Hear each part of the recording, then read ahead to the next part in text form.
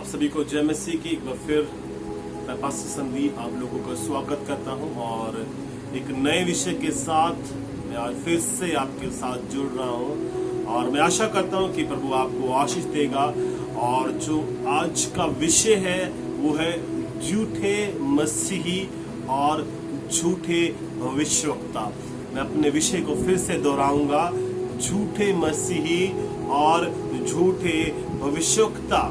प्रभु के वचन में से देखेंगे और प्रभु का वचन इस प्रकार कहता है, मत्ती 24 और उसका 24 के अंदर प्रभु का वचन इस प्रकार से लिखता है, क्योंकि झूठे मसीह और झूठे भविष्यवक्ता उठ खड़े होंगे और बड़े बड़े चिन्ह और अद्भुत काम दिखाएंगे, यदि हो सके तो चुने हुओं को भरमा दे।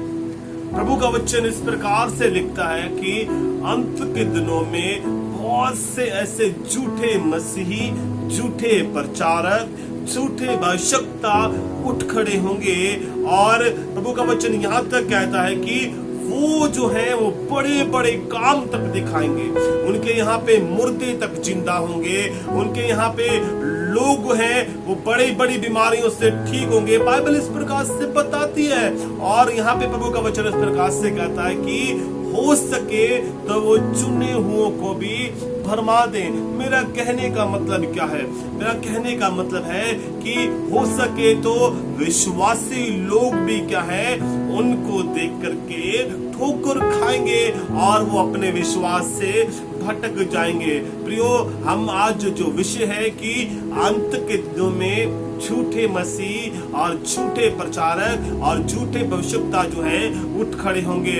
अगर मैं आपको बताऊं, एक व्यक्ति है ब्राजीलिया के पास में को वो अपने आप को INRI बोलता है। मैं फिर से दोहराऊंगा, ब्राजीलिया के पास, आप YouTube के ऊपर, गूगल के ऊपर जाके सर्च कीजिएगा, ब्राजीलिया के पास एक व्यक्ति है ब्राजील के अंदर, वो आपको INRI बोलता है और वो अपने आप को यीशु होने का दावा करता है। और वैसे ही एक और मनुष्य है जो कि अपने आप को जीसस ऑफ साइबेरिया बोलता है और अंतिम नियम के चर्च का संस्थापक बोलता है। ये जो व्यक्ति है साइबेरिया का है और अभी रशिया के अंदर रह करके इसने अपना एक अलग आइलैंड बना रखा है, इसने अपना एक अलग किंगडम बना रखा है और बहुत सारे लोग जो हैं इसके फॉलोवर्स हैं और इसका जो चर्च है उसका नाम है अंतिम नियम का चर्च। और इसके बाद बहुत से लोग जो हैं आते हैं और ये अपने आप को यीशु बोलता है। और एक व्यक्ति और मैं आपको बताऊंगा जो कि 1992 के अंदर, जिसका नाम ओशे मोजेस है, उसे एक स्वप्न के द्वारा वो कुछ ऐसा स्वप्न हुआ और उसके बाद उसने अपने आप को एक जो है मसीहा के रूप में, यीशु के रूप में डिक्लेयर कर दिया और उसने कहा कि मैं क्या हूँ, यीशु हूँ। तो ये बातें जो है आज हम लोग होते हुए देख रहे हैं और ये लोग आज भी जीवित है। प्रभु का वचन इस प्रकार से हम लोगों को बताता है कि अंत के दिनों में बहुत से जो क्या है झूठे मसीह और झूठे भविष्यवक्ता उठ खड़े होंगे। और प्रभु का वचन यहाँ तक कहता है कि ये लोग बड़े बड़े चिन्ह दिखाएंगे, बड़े बड़े काम दिखाएंगे, इनकी सभाओं में अंधे ठीक होंगे, लंगड़े चलेंगे, कैंसर भी ठीक हो जाएगा, मुर्दे भी जिंदा होंगे। मगर प्रभु का वचन कहता है कि ये लोग जो क्या है कलीसिया के चुने हुए लोगों को भी क्या करेंगे, भरमा देंगे। प्रभु के वचन से पढ़ेंगे मत्ती 7:15। प्रभु का वचन इस प्रकार से लिखता है कि झूठे भविष्यवक्ताओं से सावधान रहो, जो भेड़ के भेष में तुम्हारे पास आते हैं परंतु अंत में फाड़ने वाले भेड़िए हैं। प्रभु का वचन कहता है कि तुम जो क्या है इन झूठे भविष्यवक्ताओं से क्या रहना, सावधान रहना।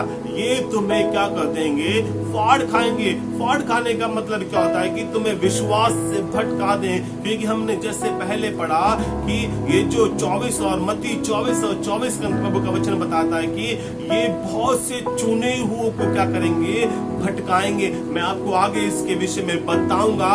मैं अब आगे बढ़ते हुए आपको बताता हूं कि हम कैसे पहचान करें इन झूठे उपदेशकों की, झूठे पास्टरों की, झूठे भविष्यवक्ताओं की, झूठे मसीहों की।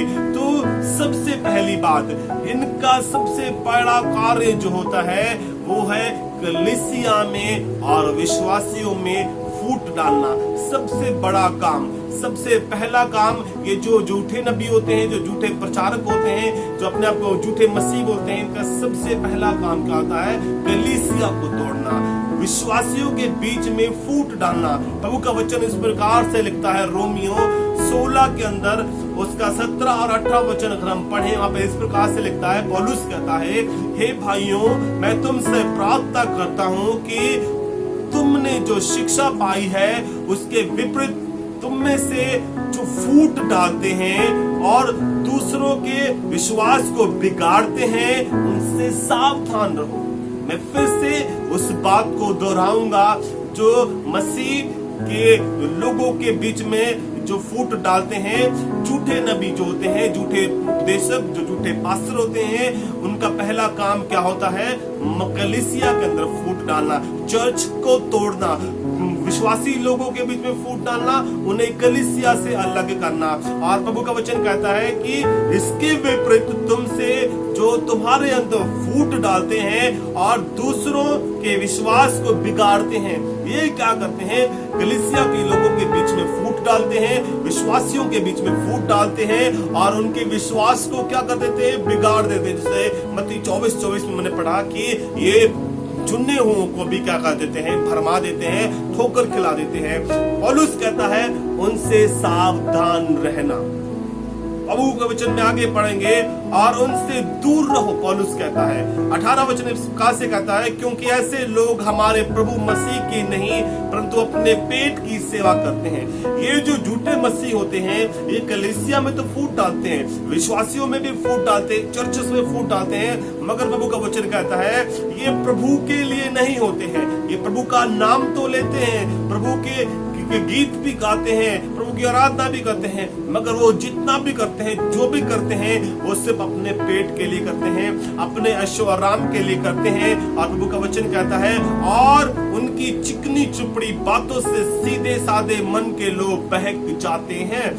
ये जो झूठे भविष्यवक्ता होते हैं, जो झूठे उपदेशक होते हैं, ये ऐसी चिकनी चुपड़ी बातें करते हैं, ऐसे चमत्कार दिखाते हैं, ऐसी भविष्यवाणियां करते हैं। बाइबल कहती है कि लोग जो क्या हैं, इनसे भटक जाते हैं, बहक जाते हैं। और मैं आपको बता देना चाहता हूं, प्रभु का वचन बड़े साफ शब्दों में कहता है, जब ये लोग जो है ऊपर पहुंचेंगे, तब ये लोग कहेंगे, प्रभु हमने तेरे नाम से दुष्ट आत्माओं को निकाला, प्रभु हमने तेरे नाम से लकड़ों को चलाया, प्रभु हमने तेरे नाम से अंधों को रोशनी दी। और वहां पे इस प्रकार से लिखा हुआ है कि प्रभु कहेगा कि हे दुष्चित्ते लोगों, मुझसे दूर हो जाओ, क्योंकि मैं तुम्हें नहीं जानता।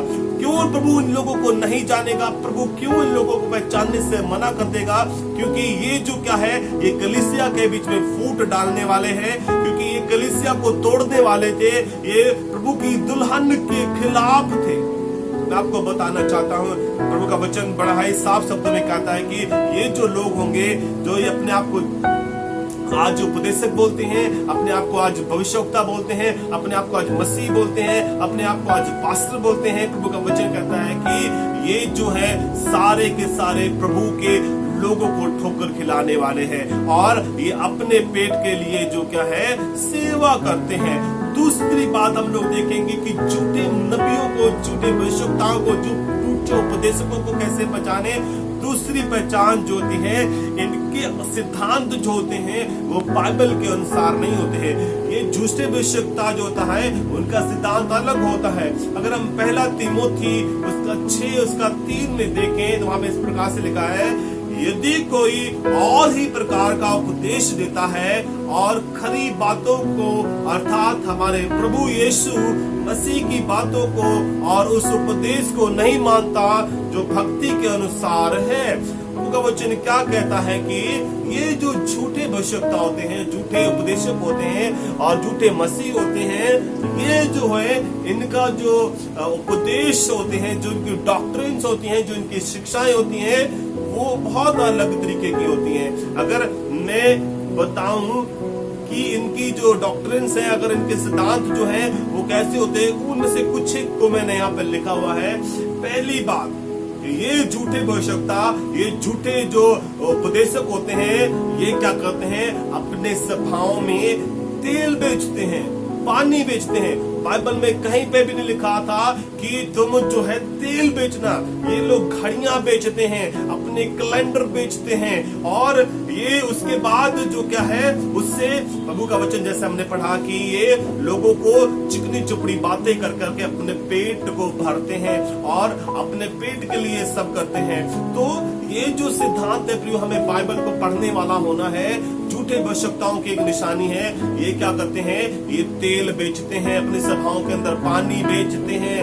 और दूसरी बात, इनके यहाँ पे विशेष प्रार्थनाओं का प्रचलन होता है। अगर आपको विशेष प्रार्थना करवानी है, आपको विशेष दान देना पड़ेगा। आपको विशेष प्रार्थना करवानी है, आपको विशेष ऑफरिंग देनी पड़ेगी। ये कहीं पे नहीं लिखा बाइबल में कि आपको अगर प्रार्थना करवानी है तो आपको विशेष ऑफरिंग देनी पड़ेगी। कुछ लोग जो क्या है, इस लोगों को आज धंधा बना लिए हैं और वो इस गलत शिक्षा को लोगों के बीच में खड़ी किए हैं। और कुछ एक बताऊंगा, कुछ लोग जो होते हैं इनमें से वो कहते हैं कि कोई त्रिएक परमेश्वर नहीं है, ये यीशु ही एक परमेश्वर है। आपको इस बात को जानना है, हमारा जो बपतिस्मा हुआ है वो पिता पुत्र पवित्र आत्मा के नाम से हुआ है, और हमारा कोई भी दूसरे नाम से बपतिस्मा नहीं हुआ है। इसलिए अगर आपके पास ऐसे झूठे भविष्यवक्ता आते हैं जो कहते हैं कि सिर्फ यीशु ही परमेश्वर है और बाकी कोई भी नहीं, आपको इन बातों के ऊपर विश्वास नहीं करना। और जो गलत कुछ डॉक्ट्रिन्स जो ये लोग देते हैं, वो कहते हैं कि अरे यीशु तो आ चुका है, हमें इंतजार करने की जरूरत नहीं है। ये गलत शिक्षा है। देखिए बाइबल में लिखा है कि यीशु ने कहा कि जब यीशु जब उठाया जा रहा था 40 दिन बाद, और तो वहां पे लिखा है कि जैसे हमने उसे ऊपर जाते देखा वैसे ही वापस आते देखेंगे। हमें प्रभु के वचन को जानने वाला होना है। ऐसा कोई भी सिद्धांत नहीं है, बाइबल ऐसा नहीं बताती है कि यीशु आ चुका है, हमें उसका इंतजार करने की जरूरत नहीं है। ये गलत शिक्षा है। उसके बाद हम देखेंगे तो कुछ लोग इस प्रकार से बोलते हैं कि हम ही परमेश्वर की जीवित पत्री हैं और हमें बाइबल पढ़ने की जरूरत नहीं है। तो जो झूठे प्रचारक होते हैं वो इस प्रकार की शिक्षाएं देते हैं, और हम आज जो है ऐसी शिक्षाओं से काफी लोग जो है नुकसान पा रहे हैं। और अगली बात, जो झूठे प्रचारक और झूठे भविष्यवक्ता और जो झूठे मसीह होते हैं वो लोगों को खुश करने वाले होते हैं। ये लोग जो है ज्यादा लोगों को खुश करने में लगे रहते हैं, और बाइबल कहती है कि ये बहुत ही ढोंग करते हैं, बड़े अजीब अजीब तरीके अपनाते हैं ताकि जिनके पास जो लोग आते हैं वो इनकी तरफ अट्रैक्ट हो और इनके पास आकर के वो लोग खुश हों। प्रभु का वचन कहता है गलातियों 1:10 के अंदर, यदि मैं अब तक मनुष्यों को ही प्रसन्न करता रहता तो मसीह का दास न होता। देखिए प्रियो, मनुष्यों को प्रसन्न करना आसान नहीं है। आप चाहे तो मनुष्यों को प्रसन्न कर सकते हो, लोगों को खुश कर सकते हो, या फिर परमेश्वर को खुश कर सकते हो।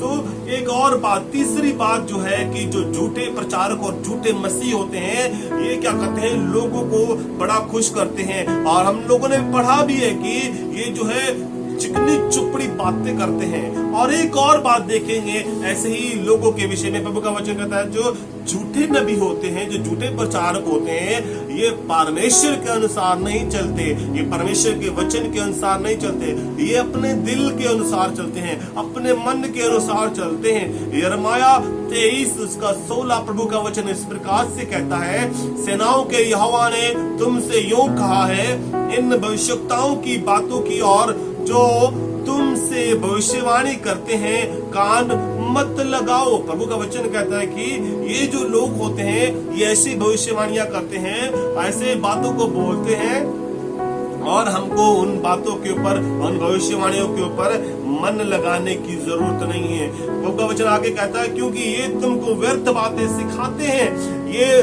दर्शन का दावा करके यहोवा के मुख की नहीं, अपने ही मन की बातें कहते हैं। ये लोग आपसे तो कहते हैं कि ये बात मुझे परमेश्वर से मिली, ये दर्शन मुझे परमेश्वर से मिला, मगर वो झूठा होता है। ये अपने मन से बोलते हैं, अपने ही से बोलते हैं। इनको कोई दर्शन नहीं मिला होता, इनको कोई भी ऐसी बात नहीं मिली होती परमेश्वर से। बस ये लोगों को क्या करते हैं, बहका देते हैं। ये लोगों को खुश करने के लिए ऐसी बातें करते हैं। प्रियो, आज मैं आपको बता रहा हूं कि अंत के दिनों में प्रभु का वचन कहता है कि बहुत से ऐसे झूठे भविष्यवक्ता उठ खड़े होंगे, बहुत से ऐसे प्रचारक उठ खड़े होंगे, बहुत से ऐसे उपदेशक उठ खड़े होंगे, जो प्रभु का वचन कहता है कि चुने हुओं को क्या कर देंगे, भरमा देंगे। और जिस प्रकार मैंने बताया कि थोड़ा सा और मैं इसके ऊपर प्रकाश डालूंगा कि कैसे वो भटका देंगे। और मैंने बताया कि झूठे प्रचारकों, उपदेशकों और झूठे मसीहों का एक जो चिन्ह जो होता है वो कलीसिया में फूट डालना होता है। आज बहुत सारे ऐसे प्रचारक उठ खड़े हुए हैं जिन्होंने दूसरे लोगों की कलीसिया में, दूसरे पास्टर के, सच्चे पास्टर जो हैं, जो प्रभु के सच्चे दास हैं, उनकी कलीसिया में फूट डलवा दिए। ये लोग जो हैं ये बड़ी दूर दूर यात्रा करके उनके पास जाते हैं, मगर जिस पास्टर के द्वारा इन्होंने बपतिस्मा पाया, जिस पास्टर के द्वारा ये बचाए गए, आज ये उस कलीसिया में नहीं जाना चाहते। ये सारा दिन YouTube के ऊपर उन झूठे प्रचारकों की, झूठे भविष्यवक्ताओं की, झूठे उपदेशकों की वीडियो देखेंगे, उनके गीत सुनेंगे, मगर इनके पास बाइबल पढ़ने के लिए टाइम नहीं है। ये लोग 12-12 घंटे सफर करके, 10-10 घंटे सफर करके, 8-8 घंटे सफर करके उस बाबा के पास जाते हैं माथा टेकने के लिए, मगर इनके पास अपने घर में बैठ करके परमेश्वर के पास आराधना करने के लिए, उसके लिए प्रार्थना करने के लिए समय नहीं है। ये जो लोग हैं ये भरमा दिए गए हैं। और मैं आपको बताना चाहता हूं, प्रभु का वचन भी इस प्रकार से कहता है कि ये जो क्या है, हो सकेगा तो चुने हुओं को भी भरमा देंगे। आज जो लोग अपनी कलीसियाओं से छोड़ करके, वहां से अलग होकर के उन बाबाओं के पास जाते हैं, झूठे उपदेशकों के पास जाते हैं, और उनके पास घर में समय नहीं है प्रार्थना करने के लिए, घर में वचन पढ़ने के लिए समय नहीं है। उनको वो इतने अंधे हो चुके हैं कि उनको बाइबल के अंदर क्या लिखा हुआ है उससे कोई फर्क नहीं पड़ता।